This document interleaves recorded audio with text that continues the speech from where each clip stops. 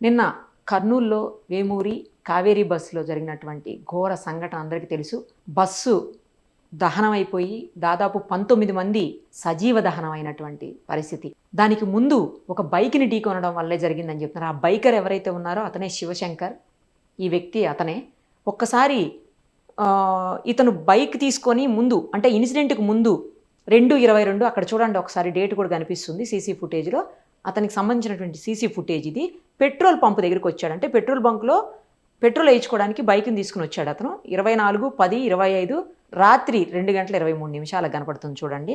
అతను ఒక్కసారి ఆ బైక్ నడిపే పద్ధతి, ఆ బైక్ తీసేటువంటి పద్ధతి చూస్తుంటే ఎంత నిర్లక్ష్యంగా ఉన్నాడో మనం అర్థం చేసుకోవచ్చు. హెల్మెట్ లేదు. ఒకసారి చూడండి, హెల్మెట్ లేదు. బైక్ అక్కడ పెడుతున్నాడు.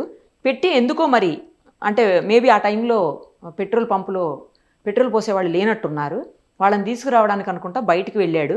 బయటికి వెళ్ళి వాళ్ళని తీసుకొచ్చిన తర్వాత పెట్రోల్ వేయించుకుని వెళ్ళిపోయేటప్పుడు చూడండి ఒకసారి. అలాగే ఇతనితో పాటు వచ్చినట్టు ఇంకొక అబ్బాయి ఉన్నాడు కదా, ఇందాక గ్రీన్ షర్ట్లో వెనకాల కూర్చొని వచ్చాడు. అతను కూడా కనిపించట్లేదు. ఆ తర్వాత నుంచి బైక్ ఇతని చూడండి ఎట్లా తిప్పుతున్నాడు బైక్. అసలు నార్మల్గా ఏం చేస్తాము, బైక్ స్టార్ట్ చేసుకుని బైక్ తిప్పుతాము. బట్ చేత్తోటి ఇలా రివర్స్ తిప్పాడు. అక్కడంతా కింద గీత కూడా పడిపోయింది. వెళ్తూ వెళ్తూ చూడండి, అటు చూడండి ఎట్లా స్కిడ్ అవుతూ వెళ్తున్నాడు. అంటే తాగిన మైకంలో ఉండాలి, లేదా నిర్లక్ష్యం ఉండాలి. చూడండి ఎట్లా తిప్పుతున్నాడో బైక్ని. అలా తిప్పుతారా బైక్ని? అసలు బైక్ స్టార్ట్ చేసుకుని నార్మల్గా వెళ్ళిపోతాము, మళ్ళీ అక్కడ పడబోయాడు. అంత స్పీడ్ ఎందుకు వెళ్ళాలి? లేదు అంటే తనకి అసలు బండి మీద కంట్రోల్ లేదా? ఆ అబ్బాయికి కూడా పెళ్లి చూపులు చూస్తున్నారని చెప్తున్నారు.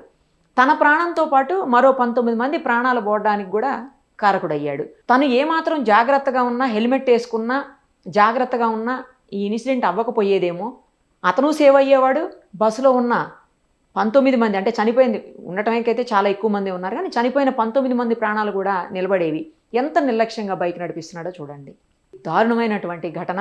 అడ్డదిడ్డంగా నడిపేవాళ్ళు, అలాగే బైక్ హెల్మెట్ వేసుకోకుండా బైకులు నడిపే వాళ్ళ మీద బైకర్స్ని ఖచ్చితంగా చర్యలు తీసుకోవాల్సిన అవసరం అయితే అధికారులకు ఉంది.